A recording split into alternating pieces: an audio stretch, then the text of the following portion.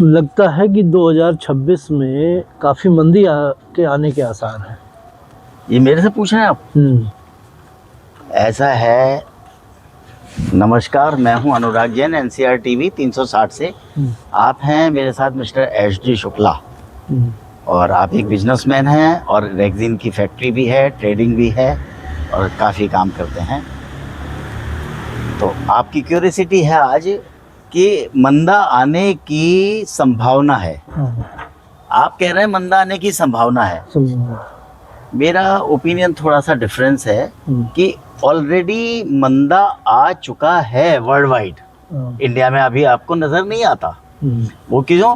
क्योंकि जो हमारी इकोनॉमिक ग्रोथ होनी थी, जो पिछले दिनों एफर्ट किया गया, उसका जो रिजल्ट मिलता वो उतना नहीं मिल रहा है। अब हमें ये लग रहा है उसका रिजल्ट की वजह से हम कम से कम वहीं थमे हुए हैं जहाँ पहले थे।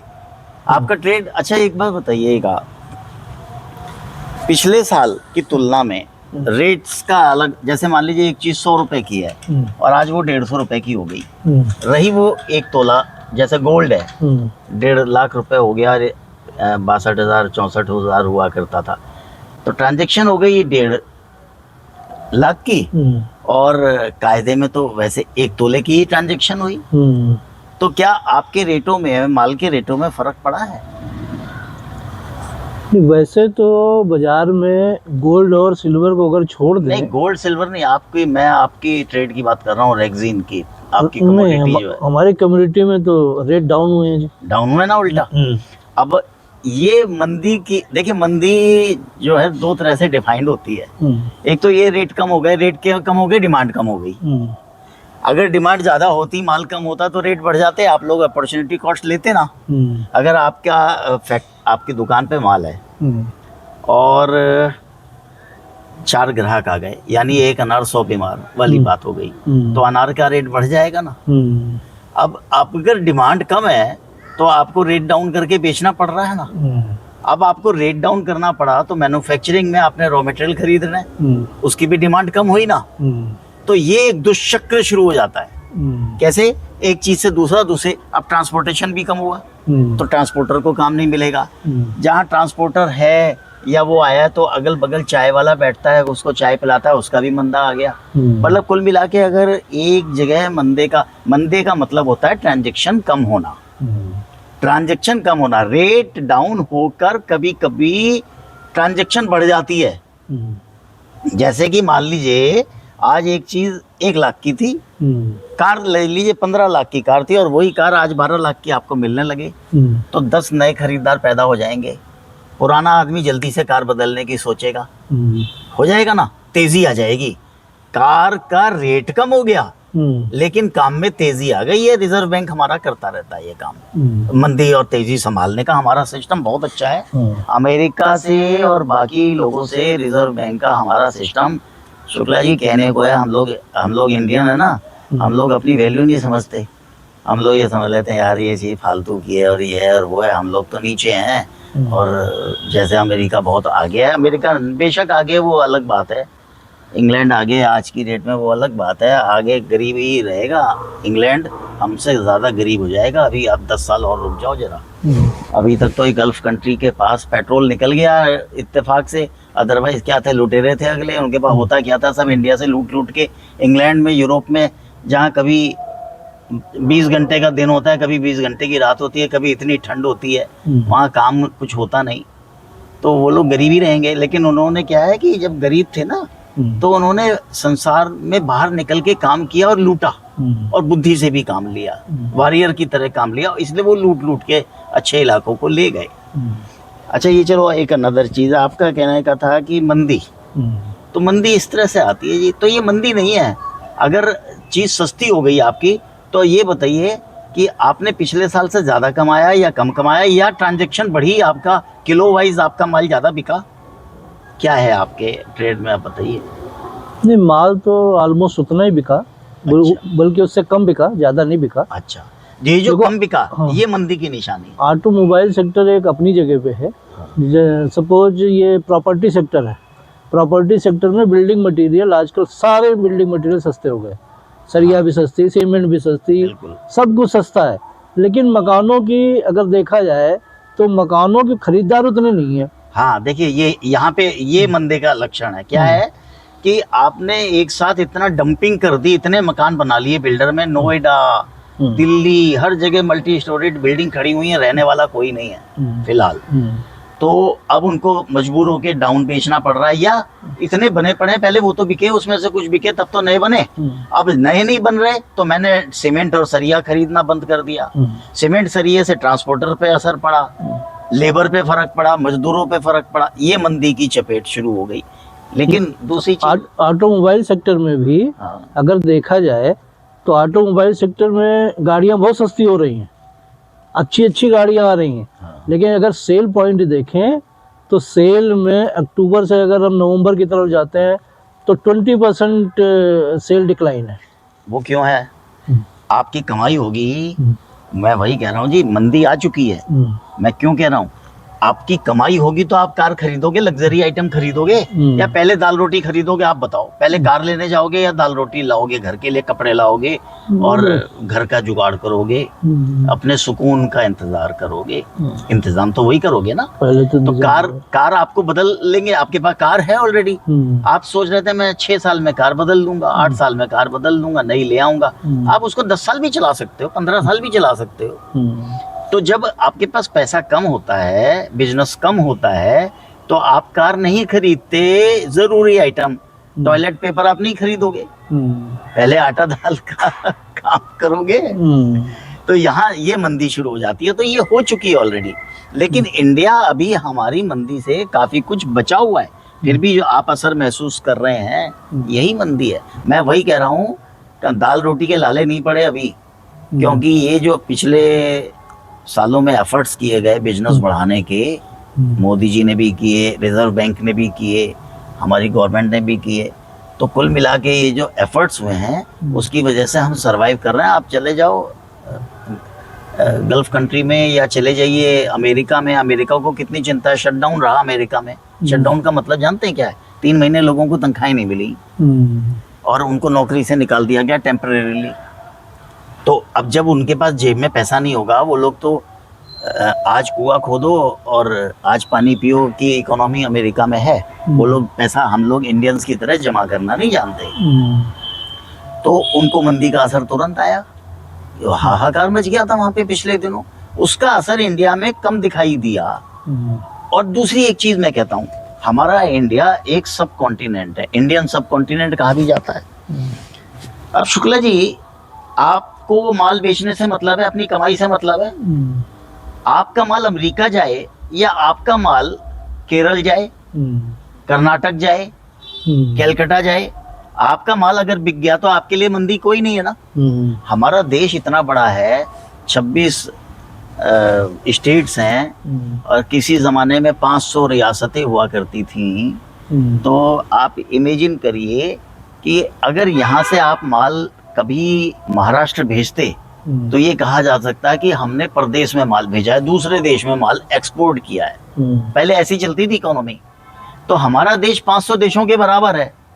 तो अगर आप यहाँ से कर्नाटक माल भेज रहे हैं, आप यहाँ से एमपी माल भेज रहे हैं, आप यहाँ से कलकत्ता माल भेज रहे हैं या नेपाल भेज रहे हैं, तो आप एक्सपोर्ट ही तो कर रहे हैं और वहां से कुछ खरीद रहे हैं, इंपोर्ट कर रहे हैं। आप हम लोग आपस में इंडिजीनियसली अगर काम करें, हम अमेरिका और चाइना के चक्कर में ना पड़े और अपनी आवश्यकताओं को सीमित कर लें।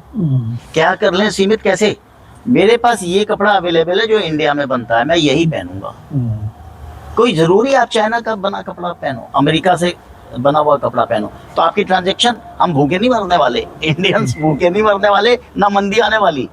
थोड़ी सी गवर्नमेंट को स्ट्रिक्ट होना पड़ेगा, नहीं भैया इंपोर्ट बंद, हमारे पास डॉलर नहीं है, मंदी आई हुई है, काम नहीं है, डॉलर बंद। अमेरिका अगर अकड़ रहा है, हम टैरिफ लगा देंगे, हम ये कर देंगे। अगर इंडिया अमेरिका का टैरिफ का जवाब देना चाहे तो अमेरिका कहीं नहीं है टैरिफ के जवाब में। हमारी बौद्धिक क्षमता वहां जाती है, हम भी टैरिफ लगा सकते हैं भाई साहब, हमारा कोई बंदा वहां नहीं जाएगा।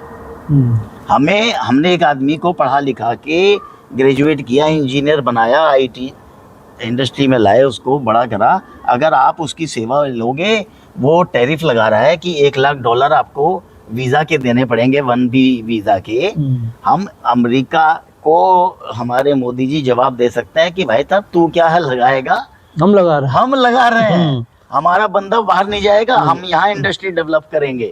अगर तुम्हें हमारा बंदा चाहिए तो तुम्हें इतने पैसे तो देने भाई साहब इतने पैसे हमें दे दो, हमने इसको हम लोग किया। के टैक्स पेयर के पैसे से वो पढ़ा हुआ बंदा, दसियों लाख रुपए हम लोगों ने टैक्स दिया है, 1-1 करोड़ रुपया लगाया है एक एक के पीछे, और तुम टैक्स लेने वाले तुम बन रहे हो, ये तो अमेरिका बन रहा है। ये तो ऐसा यही हो गया ना कि हमारा असर चला गया, हमारा एसेट भी जा रहा है और टैक्स भी तुम लगा रहे हो, कमाई भी तुम कर रहे हो। कमाई तो शुक्ला जी, ये सियासत है, ऊपर के लेवल पे क्या होता है, क्यों अमेरिका से दबना पड़ता होगा, ये हम नहीं जानते। देखो इतनी गहराई तक हम नहीं है, हम अपने स्तर पे बात करते हैं। क्यों नहीं मोदी जी ने ये स्टेप लिया, ये वो जाने, वो एक होशियार आदमी है, ये तो हमें मानना पड़ेगा कि होशियार आदमी है। उन्होंने कुछ सोच समझ के, एक बड़े बड़े इकोनॉमिस्ट बैठे हैं, उन्होंने सोच समझ के किया होगा। लेकिन मेरा ये जवाब था कि अगर हम चाहते तो ये कर सकते थे कि नहीं भाई, हमारा एक एक्सपर्ट बंदा किसी भी फील्ड में वहां जा रहा है, और उसको यहाँ से जब वो निकले दिल्ली एयरपोर्ट से, पासपोर्ट वगैरह या वीजा के लिए अप्लाई करे, उसके ऊपर टैक्स लगना चाहिए। शुक्ला जी, आप बाहर जा रहे हो, आप इतने करोड़ रुपए गवर्नमेंट को चुकाओगे, आज नहीं आपके पास, आपका एम्प्लॉयर चुकाएगा अमेरिका में, और नहीं तो गारंटी देके जाओगे यहाँ 5 रिश्तेदारों की, बैंकक्रप्ट हो जाएंगे वो। आप बैंक गारंटी देके जाओगे, अगर आपने 5 साल के अंदर ये पैसे नहीं चुकाए 1 करोड़ रुपया, तो हम वसूल लेंगे। तो ये होना चाहिए, क्योंकि भाई साहब यहाँ के एक गरीब टैक्स पेयर का पैसा उसको पढ़ाने में, तुमको पढ़ाने में लगा है।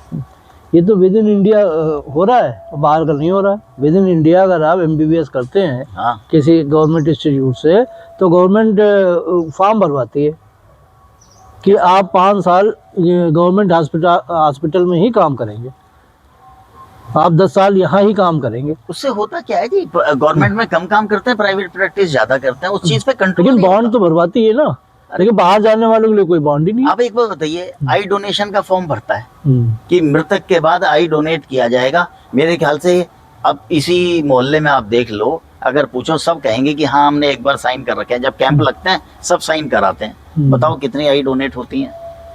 ना लेने वाला डोनेशन आई डोनेशन लेने वाला अवेयर है, ना देने वाला अवेयर है, ना उसके रिश्तेदार। तो कानून बना देना, एक नियम बना देना, फॉर्म भरवा लेना, क्या है ये? इम्प्लीमेंटेशन हो वो आप उतनी बात करो जितना इम्प्लीमेंटेशन हो सके। जो इम्प्लीमेंटेशन यही है कि आप उसको, जो पढ़ा लिखा बंदा है, जो हमारे टैक्स के पैसे से पढ़ा है, उसको बाहर जब जाने दोगे, जब वो इतना पे करेगा या पे करने का कमिटमेंट करेगा और गारंटियां देगा, या उसका एम्प्लॉयर वहाँ पे करेगा, और अमेरिका अपने आप ढीला पड़ जाएगा 2 दिन में। भाई साहब, वहाँ के इसरो में और वहाँ के जो नाटो हैं और जो चीज़ें हैं, जो हमारे जो वहाँ के स्पेस कार्यक्रम है अमेरिका का, हमारे इंजीनियर लगे पड़े हैं। वहाँ के डॉक्टर्स, अमेरिका का चिकित्सा सिस्टम फेल हो जाएगा अगर इंडियन वापस बुला ले इंडिया। उनको चाहे तनख्वाह ज़्यादा दे के वापस बुलाना पड़े, या उनके ऊपर लेवी करें, उनके ऊपर अभी भी, क्योंकि हैं तो इंडिया के नागरिक, उनको अभी लेवी करें कि भाई तुम्हें यहाँ पे इतना, तुम पढ़ लिखा के तुम्हें हमने बड़ा किया है, तुम्हें यहाँ पे करना पड़ेगा। भाई साहब, सारा अमेरिका का जो डॉक्टरी चिकित्सा जो इतना महंगी है, वो सब यूं गिर जाएगी ताश के पत्तों के महल की तरह। तो मंदी तो हमने अपने आप बुला ली। अमेरिका में मंदी आ रही है ना, मंदी की जड़ तो उसने टैरिफ लगा के खोद रखी है ट्रम्प ने। एक्सपोर्ट कम हो रहा है, एक्सपोर्ट भी कम हो रहा है। एक्सपोर्ट इसलिए वो क्षणिक है, लेकिन एक्सपोर्ट कम हो रहा है। अगर एक्सपोर्ट हमें चाहिए क्यों? क्योंकि हमें कुछ ऐसी चीजें चाहिए जो अमेरिका या चीन से या विदेश से ही आती हैं। उसके लिए हमें डॉलर चाहिए या पैसा चाहिए, इसलिए हमें चिंता हो रही है ना।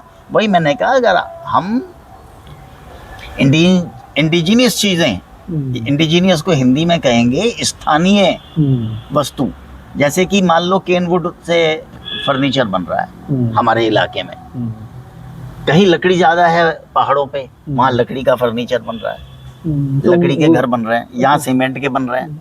आप समझ रहे हैं? आप स्थानीय उसको, अब मोची हैं, जूते हैं, ये हैं, मतलब कहने का कि अगर हम स्थानीय चीज़ों पे ध्यान देते हैं, इकोनॉमी पे, तो इंडिया में हमारे जो पुराने कौटिल्य थे और उनका जो समाज शास्त्र था, उनका जो सिस्टम था, अगर आप उन पे, हमें लौटना पड़ेगा एक दिन उस पे, जो यहाँ पे पैदा होता है अनाज, हम वो खाएं। अब कीवी खाओगे जो न्यूजीलैंड से आ रही है, जबरदस्ती का 100 रुपए का इतना सा फल, कीवी चला पड़ा है, फैशन बन गया कीवी। फैशन बना लेते हैं, फैशन बना, वही मैं कह रहा हूँ भाई, इन चीजों को छोड़ना पड़ेगा। काहे का मंदा, जब आपकी जेब में पैसा नहीं होगा, कीवी जैसा फल आप ना लेना भूल जाओगे। क्या इंडिया में उससे अच्छे फल हैं, स्थानीय फल हैं, और प्राकृतिक चिकित्सा के हिसाब से जितनी दूर से फल और जितना बासी होके फल आता है वो बेकार, वो उतना ही बेकार हो जाता, ना न्यूट्रिशन रहता उसमें, ना कुछ रहता। अरे ये सामने पेड़ पे पपीता हो रहा है, इसको तोड़ के खाओ, जरूरी है साला जो केरल से आए वही खाओगे? अब बताओ क्या। तो ये जो इकोनॉमी है मंदा तेजी, हम झेल जाएंगे, मुझे पूरा विश्वास है हमारी इकोनॉमी सक्षम है मंदे को झेलने में। 2008 में मंदा आया, क्या असर हुआ इंडिया पे? और ठीक है, एक साइकोलॉजिकल असर होता है कि जी बिजनेस कम हो गया, शोर मचाने वाले मचाते हैं, अपोजिशन भी शोर मचाता है, ये तो चलता है, वो पॉलिटिक्स है कि वो अपोजिशन भी शोर मचाएगा, वो भी मचाएगा, लेकिन उनमें कोई बहुत ज़्यादा तंत्र नहीं है, मुझे नहीं लगता है ऐसा। आपकी क्या ओपिनियन है? बस नहीं आपका जवाब मिल गया अपनी बात का? जवाब तो मिल गया। मेरी ओपिनियन कुछ इस तरह से है कि आपकी एक मंदा, अगर आपने पिछले साल मान लीजिए 1 करोड़ कमाए थे, तो इस बार 80 लाख तो कमाए हैं? नहीं, जो कमाए हैं वो तो, जो कमा लिया वो तो कमा लिया।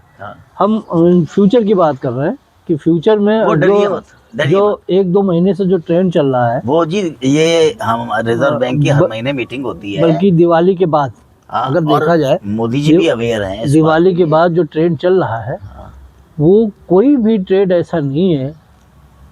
ये पिछले दिवाली के बाद, इस दिवाली के बाद, हाँ ये जो दिवाली गई, इस दिवाली के बाद कोई भी ऐसा ट्रेड नहीं है जो एकदम बूम कर रहा हो। भाई ऐसा है कि हमारी सरकार ने बड़ी कोशिश की, हर चीज़ सस्ती कर दी, जीएसटी घटा दिया, सब मतलब कोशिश में कोई कमी नहीं है। रेट ऑफ इंटरेस्ट भी घटा दिया। यही कोशिशों का नतीजा है कि हम स्टेबल तो हैं। रेट ऑफ इंटरेस्ट भी घटा दिया। देखिए, जब ये इतनी सारी सहूलियत होने के बावजूद भी हमारी सेल जो है वो, मार्केट जो है सेल नहीं पकड़ रही, उल्टा घट रहा है, तो इसको क्या कहेंगे जी? हर चीज़ सस्ता है आज, बड़ी बड़ी गाड़ियाँ आ रही हैं, सस्ती आ रही। अरे जो गाड़ी ये आ रही है क्या है, इलेक्ट्रिक की गाड़ी है, ईवी 19 लाख की आ रही है, विजडर ईवी हायर मॉडल, उसका 19 लाख के करीब है। और ऐसी गाड़ी, इसी फीचर की गाड़ी जो बाकी आती थी ऑडी वगैरह, ये 55-60 लाख की आती थी, बिल्कुल सेम फीचर, थोड़ा सा बस स्पेस वगैरह का मान सकते हैं, थोड़ा सा टायर उसमें रेडियल वाले चौड़े लगे हुए थे, थोड़ा सा डिफरेंस है। और कहाँ 20 लाख और कहाँ 60 लाख, आप अभी टाटा ने गाड़ी निकाली है, अभी टाटा सियरा आ रही है, उसमें ऐसे फीचर दे रखे हैं जो 50 लाख की गाड़ी भी नहीं है। मैं वही कह रहा हूँ, तो ये तो मंदे से, ये अगर रेट कम हो गए तो अब लोग खरीदेंगे ना धड़ाधड़, अब ये फर्क पड़ेगा ना। तो ये हमेशा मंदे से डरना नहीं चाहिए, मंदे से पॉल्यूशन कम होता है। मंदा, आप फालतू चीजें नहीं खरीदोगे तो पॉल्यूशन कम होगा ना। तो मंदे, हमें ये देखना चाहिए कि अगर मंदा है, ट्रांजैक्शन कम है, आपकी हेल्थ बनती है, आपका हार्ट डिसीजेस कम होती हैं, आप एक अंधी दौड़ में शामिल हैं और दौड़ रहे हैं सुबह से रात तक, आप परेशान है कमाई के लिए, तेजी चल रही है मार्केट में, आपको फुर्सत नहीं है खाने की भी, क्या होगा? उम्र कम। और अगर मंदी है, मुँछों पे ताव दे के बैठो, क्या है मंदी यार, तुम्हारा पेट तो भर रहा है, पेट भर रहा है ना, कपड़े हैं तुम्हारे पास, ठीक है, जो कपड़ा 1 साल में रिजेक्ट करते थे अब 1.5 साल में कर लेना भाई, क्या हो गया? क्या फर्क पड़ेगा? आप वही हो। कपड़े तो ऐसे हैं लोगों के पास कि शायद 5 साल खरीदने की जरूरत नहीं पड़े, यही कह रहा हूँ। और ना खरीदे तो ज्यादा अच्छा है। भाई साहब, हम पश्चिमी सभ्यता में पिछले सालों में इतना रच बस गए थे, हमने अपना जो पुराना एक सिस्टम था गांवों की इकोनॉमी का, कि जो गांव में स्थानीय तौर पे, अब आप बताओ, उपले जलाना या बैलगाड़ी यूज करना, आज आपको कहीं नजर आती है बैलगाड़ी? पहले वही बैल बेचारा यूज हो जाता था, गोबर देता था, खेती और उन्नत होती थी, और ना पेट्रोल और ना पोल्यूशन, ना फॉरेन करेंसी का चक्कर की पेट्रोल लाओ, मैं ये नहीं कह रहा, मैं उसकी प्रोवोकेशन नहीं कर रहा कि दोबारा से आप बैलगाड़ी युग में चले जाओ, लेकिन क्यों नहीं? अगर आप एक तो बताओ क्या बुराई है बैलगाड़ी युग में? रात को यहाँ से माल भेजा हमने दिल्ली नारायणा मंडी लोहे का, वो सुबह तक जाके वहां खड़ा हो गया, और ट्रक क्या करता है, वो भी जल्दी 1 घंटे में पहुंच जाता है, फिर खड़ा रहता है, माल तो सुबह ही उतरेगा। नहीं, बैलगाड़ी को कोई अल्टरनेट और भी ढूंढ सकते हैं, और भी कोई जरूरी नहीं है कि उदाहरण दे रहा हूँ, जहाँ आपकी हवाई जहाज की जरूरत है वहाँ हवाई जहाज यूज होगा, लेकिन जहाँ साइकिल की जरूरत है वहाँ साइकिल यूज होगी। लेकिन हम साइकिल को बिल्कुल भूल गए, पैदल चलने को बिल्कुल भूल गए। हाँ, अब ये देखो ना,